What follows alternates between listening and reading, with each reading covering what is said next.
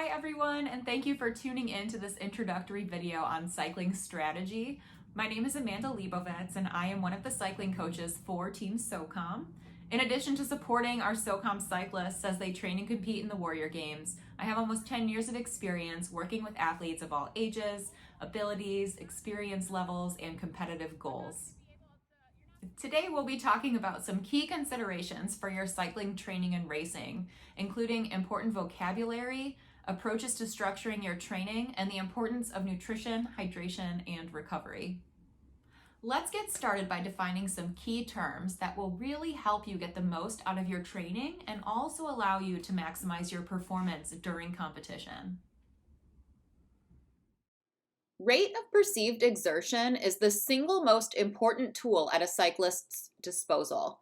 It is your personal evaluation of how hard you feel your body is working based on the physical sensations you experience during activity, like trouble breathing, burning muscles, or your heart pounding in your chest.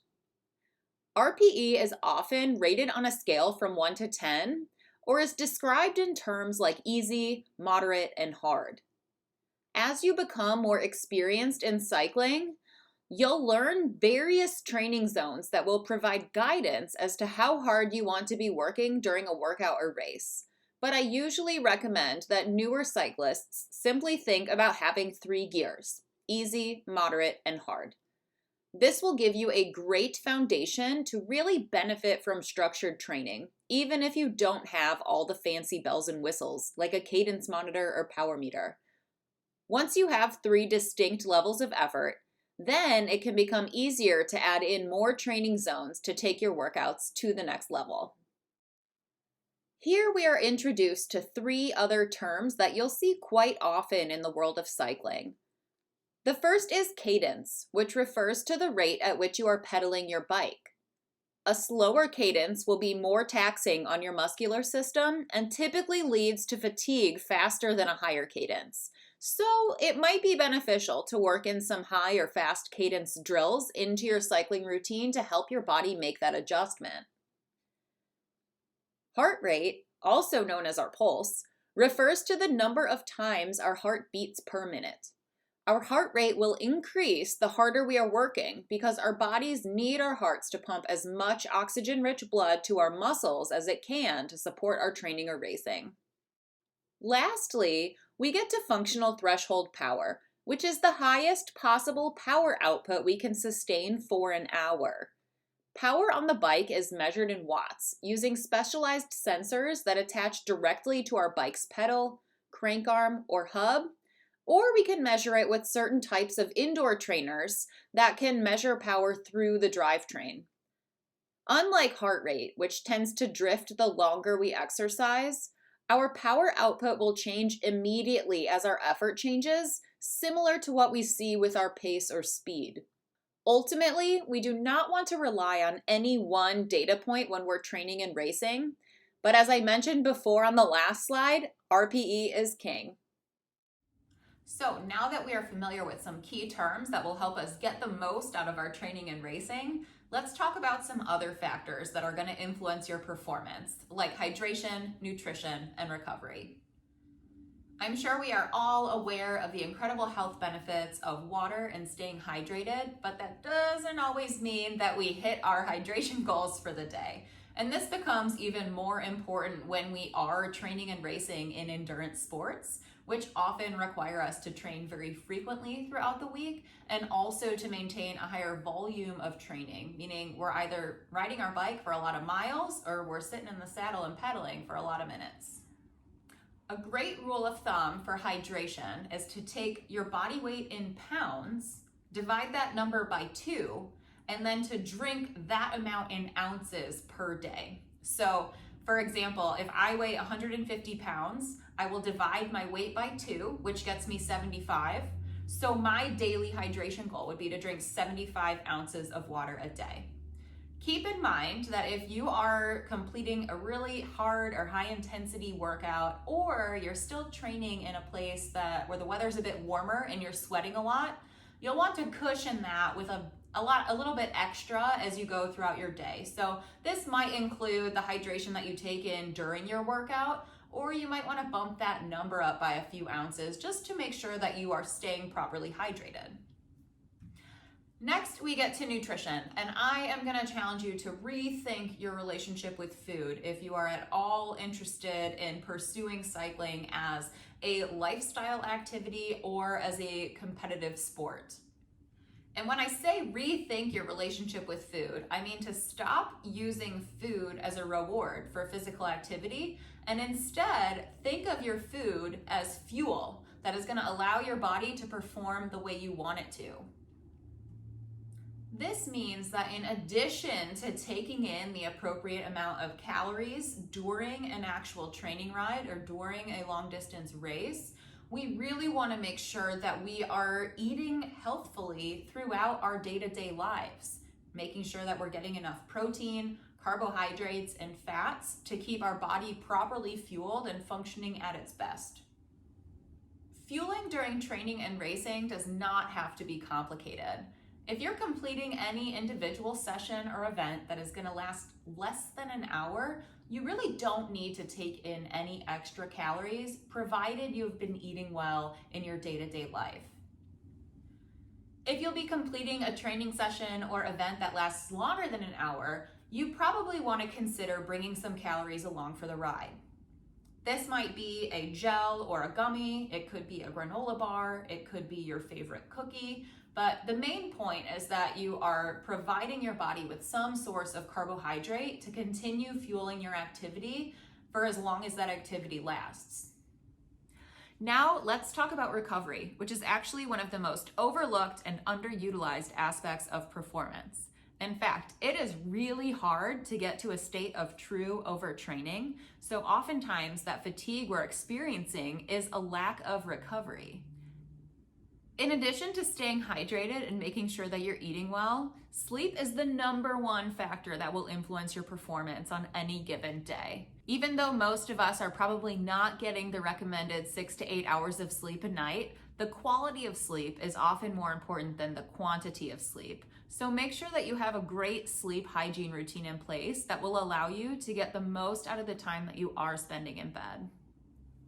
Additionally, there are a few other ways that you can promote recovery between tough training sessions or after one of your priority events. And these include things like foam rolling. You might want to bring a stick on the road with you, especially if you're traveling. And if you have access to it, you can use fun toys like recovery boots, percussive guns, or cupping. But my go-to recovery strategy is actually just laying on the floor and throwing my legs up a wall for 10 or 15 minutes to help that blood flow through my lymphatic system, clean out all of the junk that's the byproduct of that hard work that I'm doing, and generally just leave me feeling a little bit more refreshed. Ultimately, the recovery strategies that leave you feeling better than you did before you started are the ones that are going to work best for you. Every body is different, so I encourage you to try different things with intention and see what effect it has. So now I'm going to turn things over to our other cycling coach, Don Jackson, who's going to be talking in a little bit more detail about strategies to structure or program your cycling training to meet your goals. Excellent ideas for our riders on recovery, nutrition, and fitness, Coach Amanda. Thanks for those great tips. Hey team, Coach Don, one of your cycling team coaches. So you've made it this far and now you're thinking about dipping your toes into racing or other cycling events. But how do I get from the garage to the start line? Let's take a look at a few key training tips that will get you rolling down the driveway. Let's look at the 6 key pillars of performance. First, we have fitness. Second, we have skills.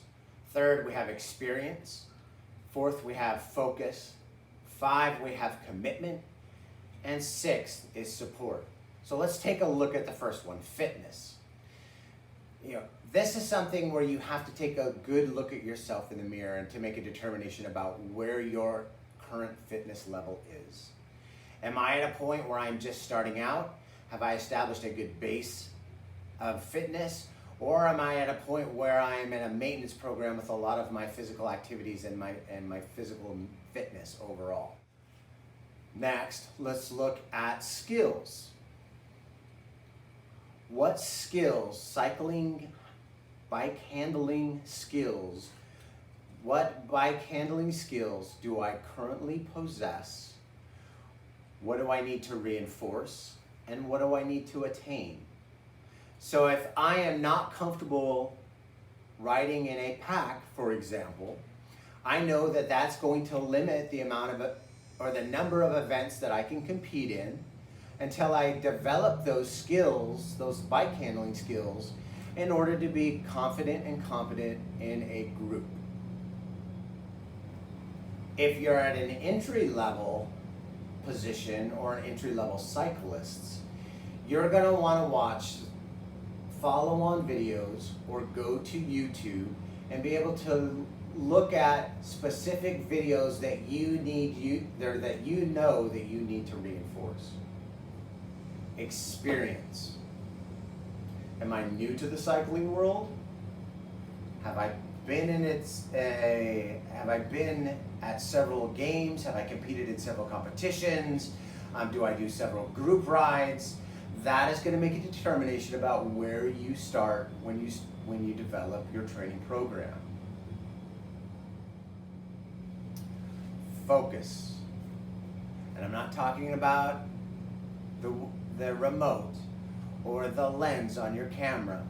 This is about your ability to be able to stay on task and be able to complete that task to standard.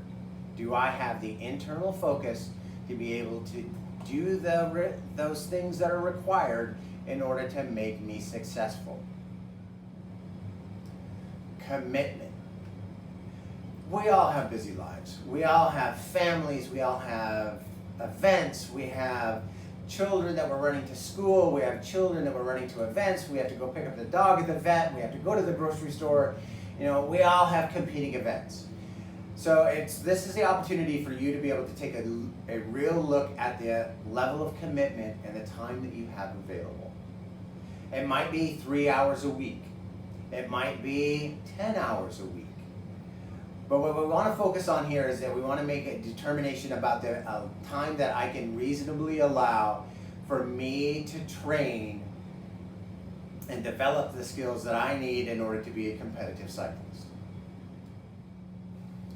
Now, support, our final point. I see this all weekend, every weekend, and I'm often amazed at how individuals are able to get away for 3, 4, 5 hours at a time on any given weekend and be able to train and be able to develop their skills. And a lot of that comes back to support. You know, this is the focal point. I need to look at the support that I have in place and the areas that I might be lacking support. If it's the family member or family time, if it's additional resources that I need from maybe a community partner or somebody else in the cycling world. And this is where I need to analyze the amount of support that I need, the amount of support that I have, and then make a bridge between what the differences are in that particular area. So now let's cover the 5 golden rules of training: specificity, overload, recovery, variety, and progression. Specificity is the adaptation to a specific stressor. So as we continue to stress our body, by cycling, our body continually adapts. And through that, what we do is we have different overloads or different adaptations that we continue to encounter. So we get stronger. Overload. The stronger we get, the more load we place, the more stimuli that we induce to that muscle group, the adaptation takes place. So what we want to do is we want to continue to stress or overload that particular muscle group to make it stronger. Recovery. Often overlooked, often ignored, but yet critical in stage. As our bodies become stronger, our body has a propensity to adapt to specific programs. So what we want to do is we want to let our body have an opportunity to adjust or to rebuild itself. This is particularly critical if we're looking at like hard stages of our training. We need to make sure that we introduce specific recovery periods for our body to get better, ultimately getting stronger. Variety. You know, our bodies thrive on new challenges. Doing the same thing over and over and over again becomes kind of mundane. So we want to make sure that we're introducing variety into our training schedule, so that way it keeps us stimulated and keeps us positive in our training goals and in our progress. Progression. You know, we all like to see progression. I mean, that's kind of a milestone or a marker that we look for to make sure that our training is effective.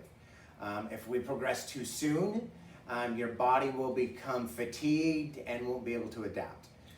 Too slow and not enough stress on the body, you're not going to notice any significant gains or what you're going to want to, or the gains that you want to see.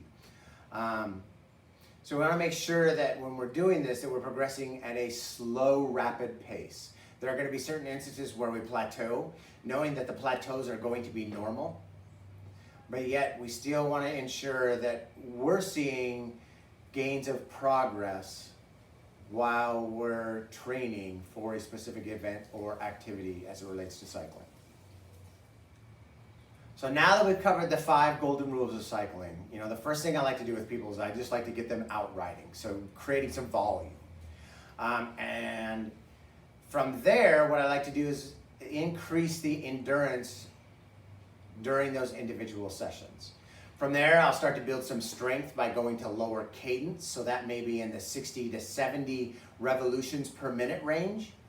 And then I'd like to increase the functional strength by introducing some power. So increasing the load that you're placing on the body by either going up some hills or some gradual increases in the tension that you're receiving in the drivetrain itself.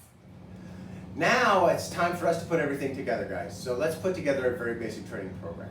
The only thing you need is a sheet of paper and some color crayons. From here, what I've done is I've developed a shell, our basic calendar, on what my training is going to look like through the week. Remember, I want to be specific. I want to include overload. I want to include recovery. I want to make it include some variety, and I want to make sure that it's progressive. So again, that kind of goes back to our 5 golden rules of cycle training development. Okay. So what you see here is you see that I was able to begin the endurance phase by incorporating, for the first 3 weeks, 3 rides per week of varying intensity and duration. So for this particular example, we start out, I have one 30-minute session 3 times a week, and I'm going to be going at a moderate pace or an RPE of 4 or 5. Now remember, RPE is rate of perceived exertion, and if you don't remember what that was, Amanda talked about that earlier in her video. So I have 3 days, the first 3 weeks of my training program. So I start off with 30 minutes, I increase to 40 minutes, keeping the same rate of perceived exertion or a moderate pace for myself, and I increase that up to 50 minutes my 3rd week. Okay, so now I'm starting to what we call, remember, overload. So now to summarize, okay, as you can see, it doesn't take a PhD to develop a training program. No slide on you, Amanda. And you can do it with something as simple as 2 sheets of paper and a set of color crayons, Doc. So during this particular session, we talked about the 5 golden rules of cycling: specificity, overload, recovery, variety, and progression. We talked about the importance of the 6 pillars of performance: fitness, skills, experience, focus, commitment, and support, and everything that you need in order to get you from the garage out to the start line of your chosen event.